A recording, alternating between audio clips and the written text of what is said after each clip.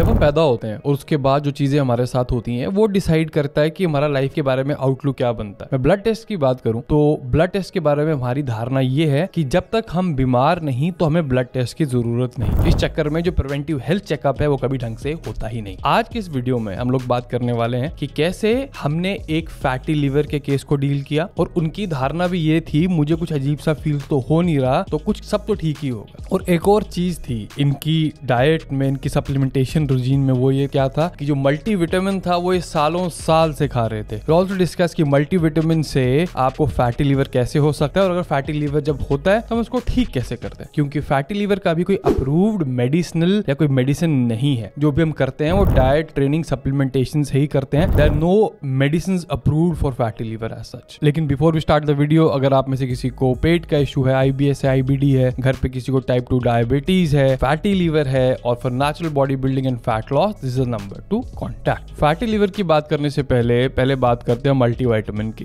तो multivitamin for main, क्योंकि maximum majority of main ही हो, फीमेल तुम्हारी वीडियोस देखी नहीं। अब सबसे पहले आ रहा है चलो ट्रू बेसिक्स का मल्टीविटामिन मेन। ट्रू बेसिक्स एक बढ़िया कंपनी तो जरूर है। देखते हैं, इसमें आयरन है 8 मिलीग्राम। बात रखना मैं आयरन की बात करूंगा अभी। आयरन बोले, आयरन बोले, लोहा बोले, 8 मिलीग्राम आयरन इसमें है। ठीक है, ये हमारा ट्रू बेसिक्स वाला। ये कार्बामाइड फोर्टे इनका मल्टीविटामिन विद प्रोबायोटिक्स, उन्होंने चलो स्टैंड आउट करने के लिए प्रोबायोटिक्स के साथ में डाल दिया। गुड है बैड है वो अलग बात है। इनके अगर हम इंग्रेडिएंट्स चेक करें तो लेट अस चेक। आयरन इसमें है 9.5 मिलीग्राम आयरन। ठीक है, एक और चेक कर लेते हैं। चलो GNC का चेक कर लेते हैं। ठीक है, GNC वाला क्या करता है, इसमें आयरन कितना है जी वाले में, इसमें है 7 मिलीग्राम आयरन। तो ये हमने 3 मल्टीविटामिन देखे जो अमेज़न पे मिल रहे हैं। आप जो मल्टीविटामिन अगर आप यूज करते हो तो अपना मल्टीविटामिन चेक कर लेना कि क्या उसमें आयरन है कि नहीं। ठीक है, अब बात करते हैं मैं आयरन की बात क्यों कर रहा हूँ जब मैं फैटी लिवर की बात कर रहा हूँ। जो एक्सेस आयरन होता है उससे एक कंडीशन होती है, उसे हम बोलते हैं हीमोक्रोमैटोसिस,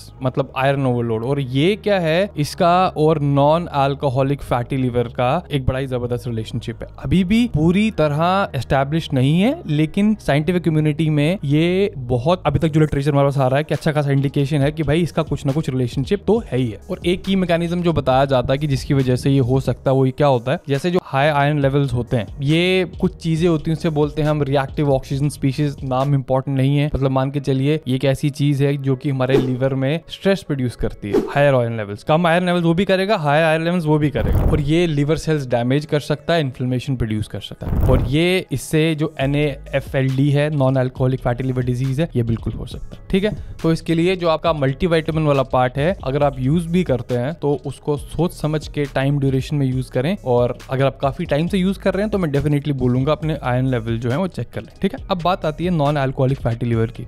जितने मेरे पास केस आते हैं फैटी लिवर वाले, तो एक सबसे कॉमन चीज उनके पास यही होती है, वो यही बोलते हैं कि भैया हम शराब तो पीते नहीं, हम में कोई बुरी आदतें तो है नहीं, तो ये नॉन अल्कोहलिक फैटी लिवर क्यों हो गया हमें, मतलब ये फैटी लिवर क्यों हो गया। तो ये भी एक्सप्लेन करते हैं क्यों है। लेकिन बिफोर दैट मैं आपको एक चीज और बताता हूँ। कितने लोग यहाँ पे हैं, जस्ट लेट मी नो, जो लोग वे पीते हैं या उनके दोस्त वे पीते हैं। मैं आपको 5 सेकंड दूंगा लिखने के लिए या बताने के लिए या सोचने के लिए। 1 2 3 4 5। अब वेप के बारे में एक चीज बताता हूँ। वेप में या हुक्के में है क्या, अलग अलग फ्लेवर्स हैं, लेकिन आपको पता है ये जो फ्लेवर्स वाला पार्ट है कोई रेगुलेट नहीं करता है। कोई ऐसी ऑर्गेनाइजेशन नहीं है जो मेजॉरिटी इनमें फ्लेवर्स आ रहे हैं इनको रेगुलेट करता है। और ये आपको प्रॉपर लिवर डैमेज दे सकते हैं फ्लेवर्स। ठीक है, तो वेप वाला part it's not inherently healthier, क्योंकि कोई भी वेप बिना फ्लेवर्स के पीता नहीं है और इसमें जो सारी चीजें सारी अनरेगुलेटेड है। तो वेप वाले पार्ट से आप दूर रहिए, क्योंकि मैं ऑलमोस्ट लिवर डैमेज के केसेस देख चुका हूँ। लिवर डैमेज, फैटी लिवर में लिवर डैमेज के cases from vaping. Now let's talk about non alcoholic fatty liver. तो इसके होने के चांसेस बहुत सारे हो सकते हैं। It could be your diet,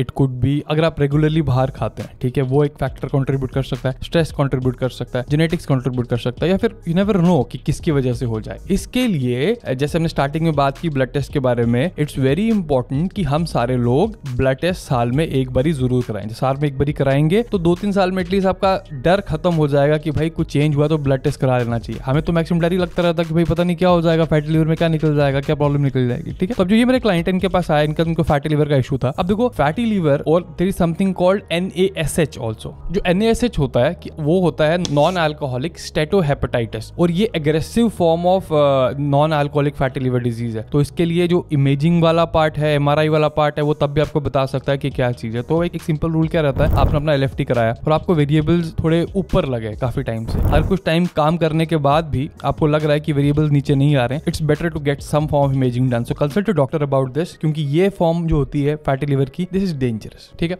तो अब उसके बाद ये, लेकिन non alcoholic fatty liver disease है क्या, like what is fatty liver? जैसे फैटी का मतलब फैट है, तो जब लिवर में थोड़ा एक्सेस फैट एक्यूमुलेट हो जाता है, that is what we call fatty liver. और इसको डिटेक्ट करने का कोई खास तरीका नहीं है। हो सकता है आपको थोड़ी फटीग कम लगे, अपर एब्डोमेन में थोड़ी दर्द हो, लेकिन काफी लोगों में ये चीज होती भी नहीं। तो इसके लिए ब्लड टेस्ट से आप देख सकते हो कि ठीक है भाई फैटी लिवर हुआ है कि नहीं। अब बात करते हैं कि हमने इस केस में इनका फैटी लिवर ठीक कैसे किया। अब देखो सबसे पहले अगर आप चीज देखो ना, जो फैटी लिवर में है, जब एक्सेस फैट एक्यूमुलेशन है, तो बड़े सारे केसेस में ये देखता हूं कि अगर लोग मोटे नहीं है, अगर लोग उन पे एक्सेस बॉडी वेट नहीं कैरी कर रहे, तो किसी ना किसी फॉर्म की इंसुलिन सेंसिटिविटी का इशू रहता ही रहता है। अब इंसुलिन सेंसिटिविटी का मतलब क्या हो जाता है? अब देखो जो टाइप 2 डायबिटीज है, टाइप 2 डायबिटीज कंडीशन क्या है? टाइप 2 की कंडीशंस ये है कि इन लोगों की इंसुलिन सेंसिटिविटी इतनी खराब हो चुकी होती है कि बॉडी को पता ही नहीं कि एक्सेस शुगर का क्या करना है। तो इसके स्टार्टिंग स्टेजेस में मैं ये नॉन अल्कोहलिक फैटी लिवर या फैटी लिवर वाला पार्ट जरूर देख, ठीक है। तो एक बड़ा मेजर इंडिकेशन यही बोला जाता है कि जब इंसुलिन सेंसिटिविटी आपकी पुअर है तो आपको फैटी लिवर हो सकता है, ठीक है। तो मैं बताता हूँ एग्जैक्ट ट्रीटमेंट हमने क्या यूज किया। सबसे पहले मैंने इनकी डाइट पूछी, जैसे मैं किसी क्लाइंट से पूछता हूँ, काम करता हूँ, तो मैंने ये देखा कि ये जैसे लंच ये बाहर ही करते थे, क्योंकि इनका ऑफिस था, तो बाहर सिंपल ही खाएं, जैसे दाल रोटी सब्जी कुछ वाला पार्ट। लेकिन आपको पता, आपको फैट से नहीं डरना, आपको क्वालिटी ऑफ फैट से डरना है। बड़े सारे जो रेस्टोरेंट्स बाहर हैं, वो लिपिड्स या फैट्स यूज करते हैं, वो घटिया क्वालिटी के यूज करते हैं। ऑयल उतनी अच्छी क्वालिटी का नहीं होता, ये हम सबको पता है। और जब आपको फैटी लिवर डिजीज इस टाइप की कोई भी चीज है, तो वो चीज को बिल्कुल अवॉइड करना। तो पहला पार्ट क्या था कि जो भी खाना आप खाओगे वो घर का ही खाओगे, ठीक है। अब सेकंड पार्ट था, मुझे इनकी दो चीजों को ठीक करना था। एक पार्ट ये कि इंसुलिन सेंसिटिविटी बेटर करनी, तो मैंने क्या किया, मैंने जो कार्बोहाइड्रेट्स हैं वो लोअर किए, प्रोटीन मॉडरेट रखा, फैट भी मॉडरेट रखा। लेकिन और एक चीज और ऐड क्या की, we add like a ton of salad every day. Like जो रॉ वेजीज वाला पार्ट था वो हमने बहुत ऐड कर लिया। कितना? इनका ऐसा हो गया कि दिन में 3 टाइम सैलेड खा रहे थे, like 3 times a day was eating salad. मैंने यही कहा इनको कि आप एक काम कीजिए, आप जो आपकी प्लेट है सबसे पहले उसमें सैलेड जाएगा, बाकी चीजें उसके बाद जाएंगी। क्योंकि देखो हम ऐसा डाइट प्लान नहीं दे सकते कि जो बड़ा एक्सोटिक वेजीज का हो, जिसमें बड़ी सारी चीजें जो आराम से मिलती ना हो वो डाल दो। सैलेड में क्या था, आपका खीरा था, आपकी मूली थी और आपका टमाटर थे। ये हर जगह मिलते हैं और ये कमाल की चीजें हैं। हमने सैलेड डाला खूब सारा। फिर हमने क्या किया, हमने किसी ना किसी टाइप का एक रेजिस्टेंस ट्रेनिंग प्रोग्राम और एक कार्डियो प्रोग्राम ये हमने ऐड, ठीक है। उसके बाद हमने थोड़े से फ्रूट्स डाले। फ्रूट्स हमने बहुत ज्यादा नहीं डाले थे, क्योंकि कुछ रिपोर्ट्स में ऐसा जरूर है कि जो फ्रुक्टोस वाला पार्ट है और फैटी लिवर वाला पार्ट है, इनका आपस में कोई बड़ा अच्छा रिलेशनशिप नहीं है। लेकिन फ्रूट्स तब भी थोड़े थे। लेकिन मेजॉरिटी पार्ट क्या था, ग्रीन वेजीज काफी सारी थी। फिर सप्लीमेंट्स के नाम पे हमने क्या यूज किया, हमने विटामिन ई यूज किया था, हमने NAC यूज किया था। एक ऐसे कॉपी मत कीजिएगा, ये हमने प्रॉपर ध्यान देके दिया था, डोंट कॉपी इट। ये सिर्फ एक इंडिविजुअल की बता रहा हूं हमने क्या यूज किया था, ठीक है। हमने ओरल ग्लूटाथाइन भी यूज किया था। कई बार NAC और ओरल ग्लूटाथाइन का कॉम्बिनेशन जो है वो अच्छा जाता है, लेकिन glutathione is best taken injectable तरीके से, वो लेकिन मोस्ट लोग नहीं कर सकते। NAC और ग्लूटाथाइन तब भी अच्छा कॉम्बिनेशन बैठता है। और हमने इनको मिल्क थिसल भी दिया था। जब ये चीजें हमने करनी शुरू की और इनके बाहर का खाना हमने बिल्कुल कट किया, उसके बाद एक मेरी बड़ी सख्त इनको वो थी हिदायत थी। वो पार्ट क्या था, वो चीज ये थी कि जो रात की नींद है वो भी कॉम्प्रोमाइज नहीं होनी चाहिए। क्योंकि जब हम रिकवर करने की कोशिश कर रहे हैं किसी वर्कआउट से, किसी डिजीज से, सबसे बड़ा रिकवरी का टूल क्या है, वो है आपकी नींद। अगर नींद खराब है तो रिकवरी हमारी बड़ी हैम्पर हो जाती है। तो यही सारी चीजें जब हमने इकट्ठी की, ऑफ कोर्स ये मैंने आपको आउटर वो बताया, हाईलाइट बताया कि चीजें क्या क्या होती हैं। तो within I guess 2.5 to 3 months हम इनका फैटी लिवर जो है बिल्कुल रिवर्स करने में कामयाब हो गए थे। लेकिन वो क्यों था, इन्होंने एक भी मील बाहर नहीं खाया, एक भी मील चीट नहीं किया। कई बार क्या होता है, जैसे लेट्स अज्यूम मैं लेवल्स बोलता हूँ whenever I work with any client की, अभी हम लेवल 0 पे हैं, लेवल 1 पे आएंगे, लेवल 2 पे आएंगे, लेवल 3 पे आएंगे। ये जो सारे लेवल्स होते हैं कंप्लायंस के ऊपर होते हैं। Let's assume I am working with somebody और वो मेरे को 95% के ऊपर की कंप्लायंस नहीं दे रहे। जैसे अभी कंप्लायंस कैसे मेजर की जाती है, अगर एक दिन में हम 3 मील्स ले रहे हैं, एक महीने में हम 90 से 100 मील्स लेंगे, अगर लेट्स से 100 मील्स लेते हैं, तो उसमें अगर कंडीशन खराब हो ज्यादा तो मुझे 95% के ऊपर की कंप्लायंस चाहिए। तो 95% के ऊपर मील्स आपके वही होने चाहिए जो आपको बता रहा हूँ। जब वो होता है फिर लेवल 1 आते हैं, लेवल 2 आते हैं, लेवल 3 आते हैं। और बॉडी इतनी स्मार्ट है, इतनी हार्डी है कि अगर आप उसको वो कंडीशंस दोगे कि वो हील होने की, तो ऐसे हील होती है, ऐसे, ठीक है। हमें कुछ बड़ा कुछ करने की जरूरत नहीं पड़ती। तो यहाँ पे जो मेजर पार्ट था वो डाइट वाला पार्ट था, स्लीप वाला पार्ट था, ट्रेनिंग वाला पार्ट था, थोड़ा सप्लीमेंटेशन वाला पार्ट था, और एक और चीज थी मल्टीवाइटमिन उन्होंने बाहर किया। अब देखो यही चीज है, मल्टीविटामिन को जिस तरीके से हमें बेचा जाता है वो ऐसे बेचा जाता है कि भाई ये काम करो, आजकल खाने में उतने विटामिन और मिनरल्स तो रहे नहीं है, आप मल्टीविटामिन खाइए, सब कुछ हो जाएगा। देखो I am not against supplementation, I use supplementation extensively, लेकिन पता करो कि आपको क्या खाना है। If you want to supplement vitamin B vitamin, do that, magnesium do that, zinc do that, लेकिन टेस्ट देम, उनके सिम्टम्स देखिए क्या चीजें हैं, सप्लीमेंटेशन करो, देखो इंप्रूवमेंट है कि नहीं, और एक ड्यूरेशन रखो। अब देखो आयरन की बात क्या है, iron is not exactly fat soluble, लेकिन it's not very water soluble also, तो ये बॉडी में आहिस्ता आहिस्ता स्टोर होने लग जाता है और फिर जैसे मैंने बताया कि पहले दिक्कत कर सकता है। तो मल्टीविटामिन और फैटी लिवर केसेस मैं देख रहा हूँ काफी सारे, अब तो इस चीज पर थोड़ा ध्यान रखें। तो दोस्तों मुद्दा यही है कि आप किसी भी डिजीज को अगर कंप्लीट रिवर्स ना हो सके तो बेटर बिल्कुल कर सकते हो अच्छी डाइट से। मेडिकेशन सिर्फ सिम्टम्स इंप्रूव करती हैं, लेकिन जब तक आप सुबह से शाम तक क्या खाते हैं, क्या पीते हैं, एक्सरसाइज करते हैं, सोते हैं, कितने फ्रूट्स खा रहे हैं, वेजीज खा रहे हैं, बाकी मैक्रोज क्या, अगर ये चीज ऑप्टिमाइज नहीं है तो आप अपने आप को डिजीज स्टेट में और बिल्कुल अंदर जाते रहोगे। देखो ऐसा क्यों हो रहा है कि हमारे जो पेरेंट्स हैं